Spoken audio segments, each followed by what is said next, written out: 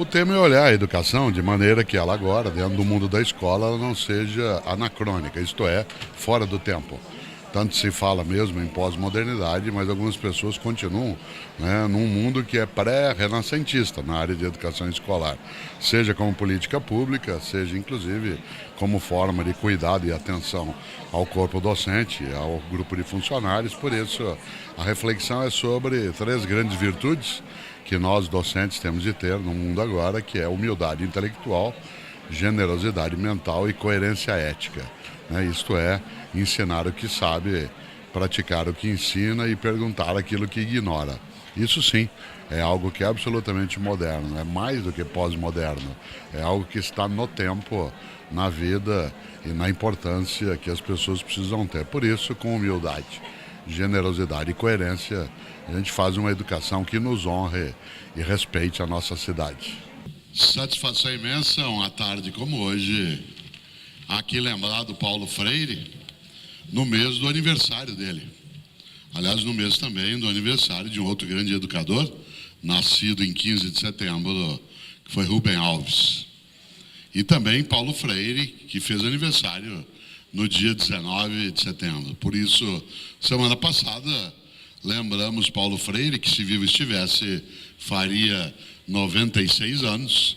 E na semana retrasada, na sexta-feira, foi aniversário de Rubem Alves. Dois homens absolutamente importantes para a nossa formação, nossa capacidade e tudo aquilo que nós precisamos fazer para que a nossa vida seja de fato honrosa, decente e, acima de qualquer coisa, aquilo que permita que a gente faça o que precisa fazer. Eu fico muito animado com o convite, Mário, mais uma vez. Já estive em outros momentos aqui com o grupo de colegas da rede municipal de ensino. Neste ano, nós estamos completando já 45 anos, 25 anos, não, 45, 25 que eu deixei de ser secretário da rede municipal de ensino. Eu terminei o mandato com o grupo no final de 1992, então será um quarto de século. E é interessante o quanto que a gente guarda boas histórias, boas memórias. Todo poder, repito, que em vez de servir a uma comunidade, servir a um projeto, servir a uma causa, servir a uma política, todo poder que em vez de servir, serve a si mesmo, esse é um poder que não serve. Nós temos visto no Brasil, dos últimos anos, o desnudamento de um poder que cada vez mais se especializou em servir a si mesmo. Seja o poder na empresa, seja o poder no governo, seja ele qual for. É o poder que se serve. Como cantava Chico Buarque na sua estupenda música Geni, um poder que se lambuza. Aliás, cada vez mais. Eu venho vivendo alguma coisa que para algumas pessoas até parece estranha, mas nesta pós-modernidade, nós, brasileiras e brasileiros, estamos tendo a mais estupenda aula de educação moral e cívica de toda a nossa história. Cuidado, porque muita gente vincula a educação moral e cívica às ditaduras que aconteceram no Brasil. A disciplina Educação Moral e Cívica, a disciplina OSPB, lembra? Quero só lembrar para alguns que nenhuma das duas foi criada durante a ditadura militar e empresarial. Ambas foram criadas antes, no governo, uma delas de João Goulart, a outra foi criada por Anísio Teixeira, um dos nossos maiores educadores libertários que nós já tivemos. Claro que o conteúdo trabalhado a partir dos anos 1970 em relação à educação moral e cívica, o SPB, desfez a intenção original de alguém como Anísio Teixeira, como Darcy Ribeiro, que geraram a necessidade de se ter um componente curricular com esse nome. Mas nós tivemos, sim, e estamos tendo no Brasil, nos últimos 5 anos, um desnudamento daquilo que é a política concreta, sobre a qual muita gente se alheia, muitos são cúmplices, uma outra parte se aquieta, uma outra parte quer se colocar fora, mas está mergulhada nos efeitos de modo intenso. Aliás, nós estamos vivendo, como eu disse, um momento de educação moral e cívica tão grande, porque algo aconteceu nos últimos 5 anos. A gente acendeu a luz. E a gente viu que ao acender a luz tinha uma rataiada correndo para lá e para cá. E uma parte desses ratos nós colocamos. Uma outra parte nós confiamos nele e eles nos traíram. Uma outra parte eles nos beneficiam quando são ratos. Uma outra parte nos enganou. Uma outra parte nós fomos cúmplices por omissão. Mas hoje nós temos uma encrenca. Depois que a luz foi acesa e que nós vimos a rataiada, não dá para apagar a luz e fingir que eles não estão aí. Se nós tivermos que fazê-lo, isto é, se nós tivermos que acovardar nossa condição e fechar a luz de novo, isso desonra nossa condição, especialmente de professoras e professores como você e eu. Nesta pós-modernidade, assim apelidada, algumas coisas estão retornando quase de modo pré-renascentista, isto é, de modo medieval. Algumas condutas em relação às pessoas, suas práticas religiosas, suas formas de ação sexual, sua capacidade de serem como são. Nós estamos vivendo na pós-modernidade fortes momentos pré-renascentistas com uma perspectiva medieval muito forte. E é interessante porque essa mescla coloca para você e para mim uma questão. Nós, educadoras e educadores escolares, temos uma tarefa que independe de governo. Tem a ver com a nossa capacidade de nos organizarmos para pressionar, exigir qualquer governo, seja ele onde for, mas ela tem uma parcela que não depende de governo, depende da nossa capacidade cidadã. Claro, por exemplo, o Brasil mudou muitas coisas.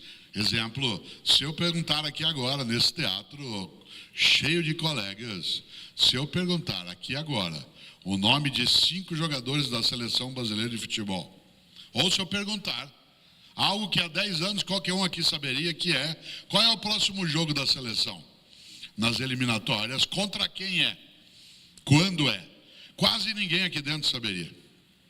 Mas se eu perguntar o nome de 5 ministros do Supremo Tribunal Federal, as pessoas sabem. Aqui, no bar da esquina ou na rua.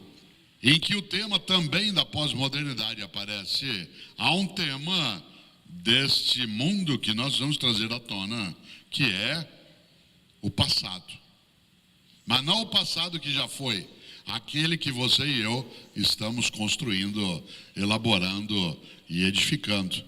Eu estou aqui num palco que eu gosto muito, nas vezes que fui convidado e que pude estar, eu faço com gosto. E eu me lembro de um grande ator do cinema e do teatro francês do século XX, um homem chamado Pierre Dac. Dac mesmo, D-A-C. Pierre Dac tem uma frase que eu vou dizê-la 2 vezes, porque ela é muito profunda e ela tem muito a ver contigo e comigo. Escreveu um dia Pierre Dac: o futuro é o passado em preparação. O futuro é o passado em preparação. Por isso eu tenho uma pergunta, minhas colegas, meus colegas. Qual passado nós vamos ter daqui a 20, 30 anos?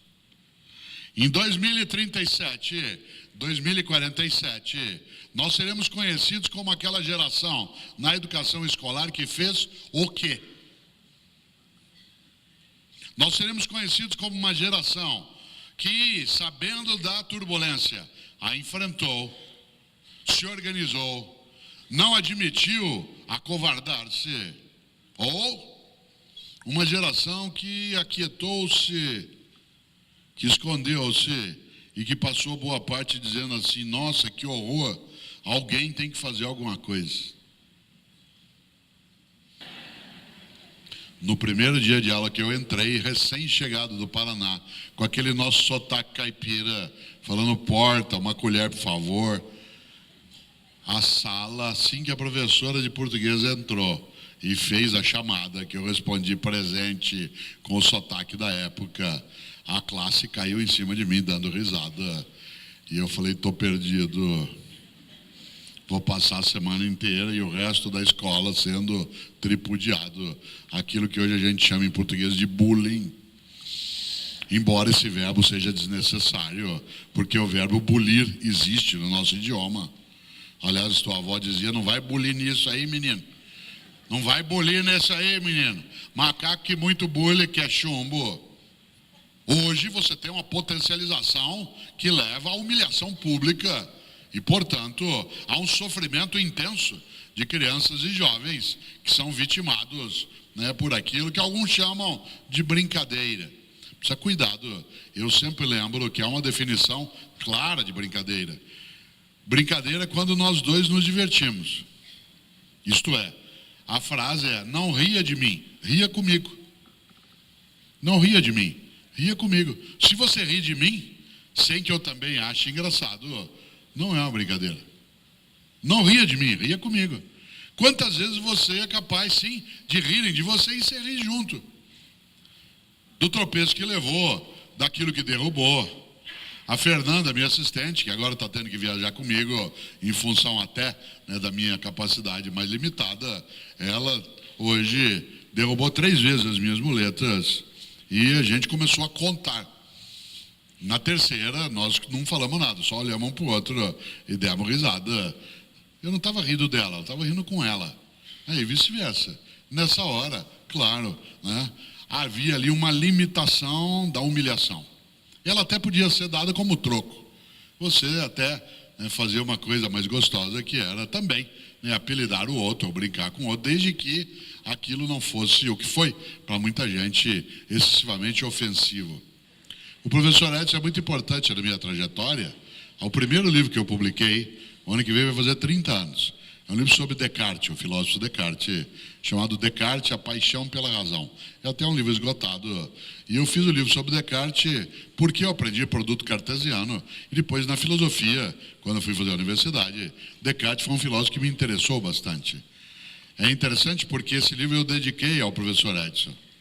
Mas ele não sabe, porque ele faleceu, né, antes que eu fizesse a dedicatória a ele impressa. E é interessante porque ele foi decisivo na minha vida por várias razões. A primeira, porque ele me salvou, né, de ser triturado durante um bom tempo. Segundo, porque ele me ensinou o que não fazer como professor. Ele um dia estava ensinando função de x, coordenadas e abscissas, equação de segundo grau. Claro, aquele que compunha também, mais adiante, planos cartesianos. E aí ele disse para nós a fórmula do cálculo da raiz do delta. E eu, aos 14 anos de idade, levantei a mão, caipira, não sabia que era proibido ter dúvida. Eu estava numa escola, acostumado a ter dúvida. Aliás, é por isso que eu estava na escola. Se eu não as tivesse, eu não precisaria estar ali. E aí, quando ele terminou de dizer a fórmula de cálculo da raiz do delta, eu levantei a mão e disse, professor, por favor. Disse, sim. Falei, para que serve isso? Ele disse uma coisa que eu nunca esqueci, absolutamente pré-renascentista e ainda pós-moderna. Ele disse, um dia você vai saber.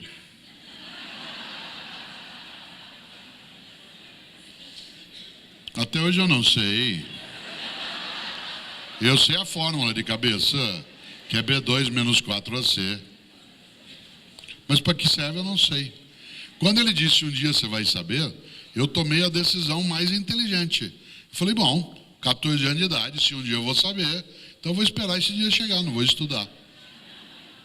Nunca imaginei que a filosofia, que é a minha área, ia se tornar pop. Nunca imaginei que eu ia me tornar um filósofo pop. Onde eu estou andando, como eu vim agora, não só aqui, onde tem colegas da área, mas no aeroporto, eu, da hora que saí do avião até a hora que eu embarquei num táxi, eu parei umas 11 vezes para tirar foto. Nunca imaginei que um filósofo ia ser fotografado. Eu, Leandro Carnal, Luiz Felipe Pondé, Cláudio de Barros Filho, de repente o país ficou tão maluco que filósofo virou popular. A coisa está tão feia.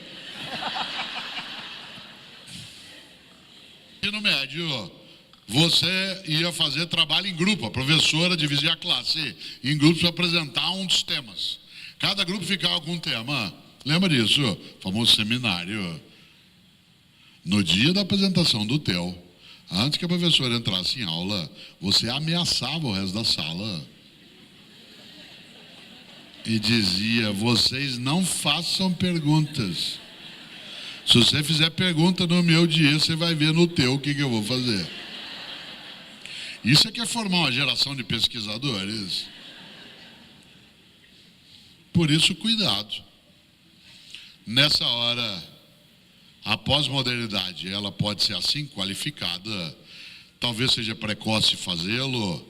Como diz a Marilena Chauí, quem menos sabe da água é o peixe. Nós estamos muito mergulhados no agora para começar a dar nomes já, né, tão decisivos.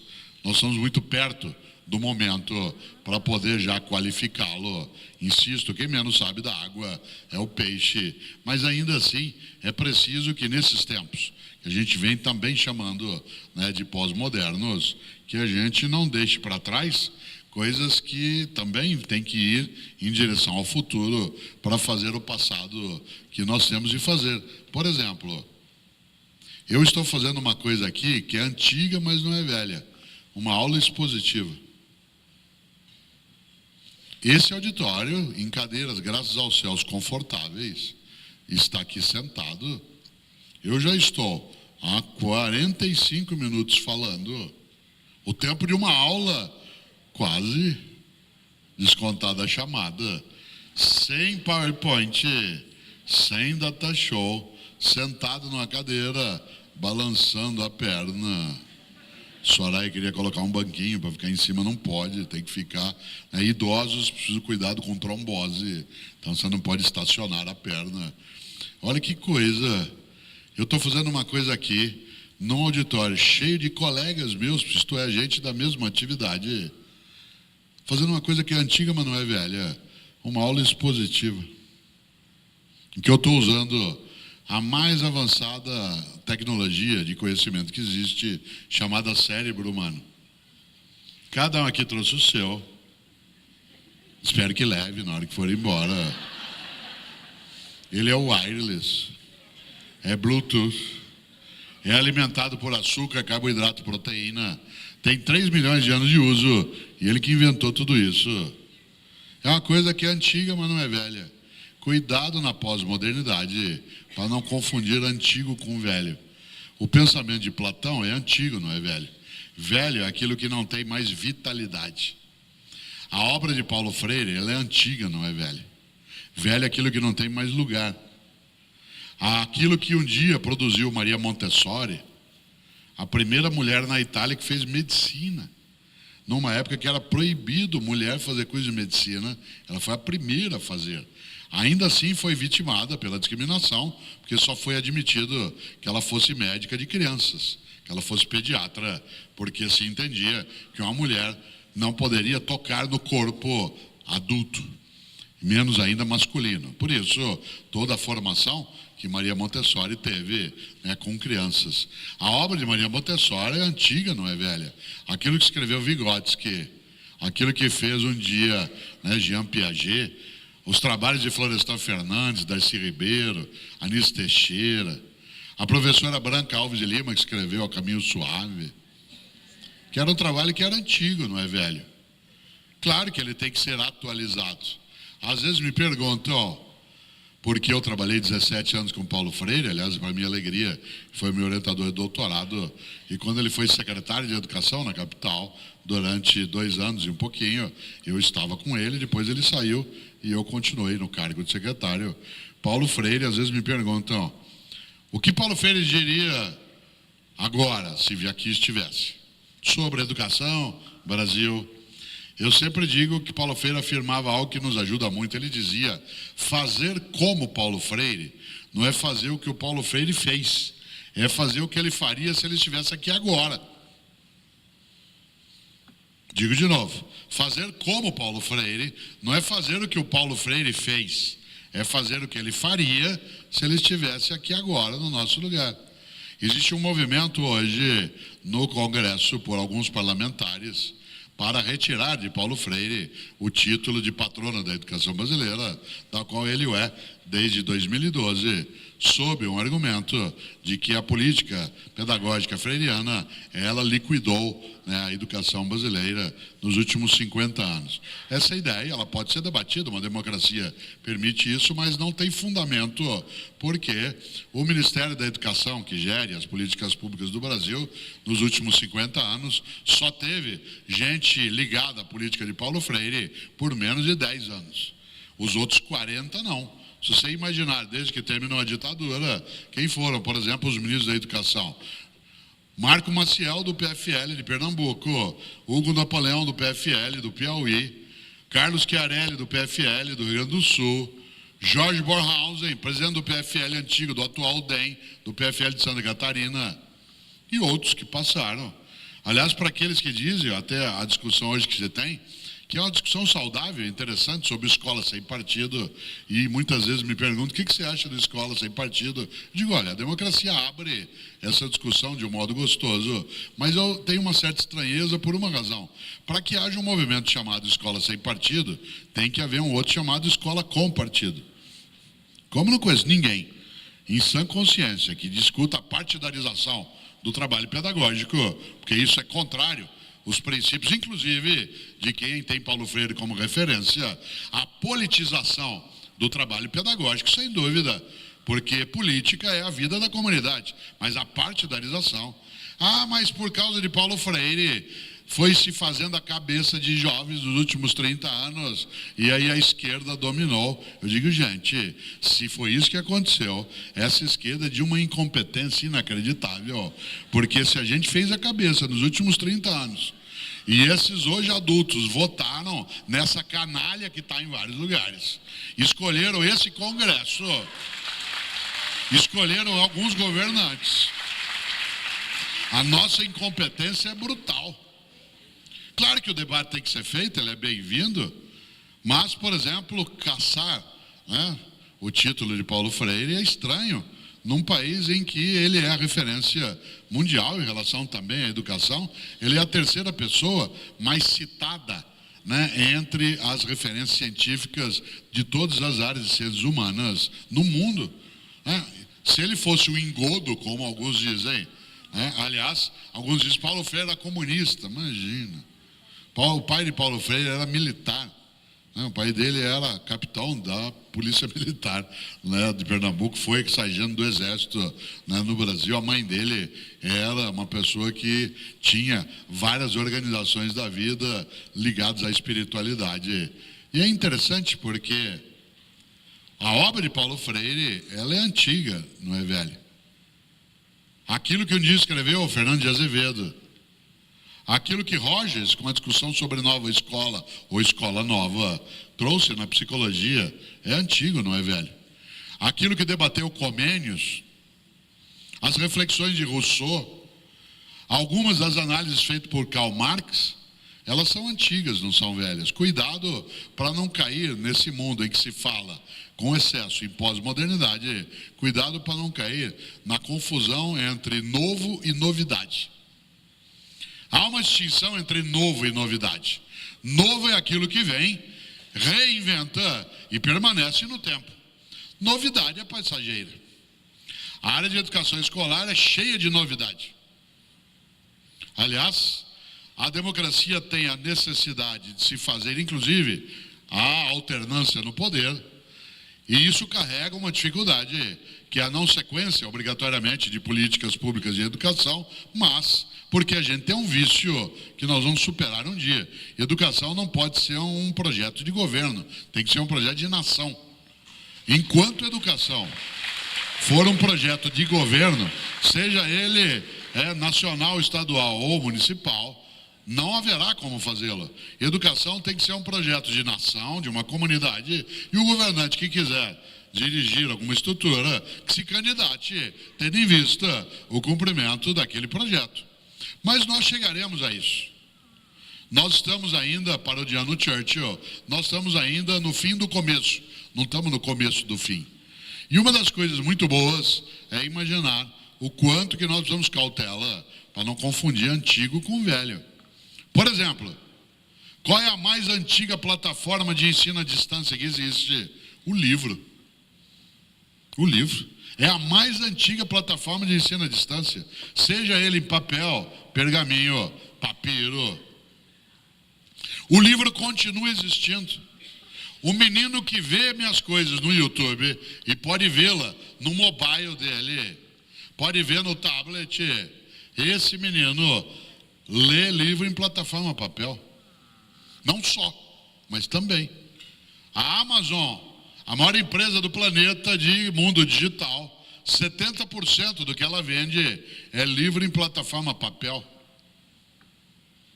O que eu quero dizer com isso?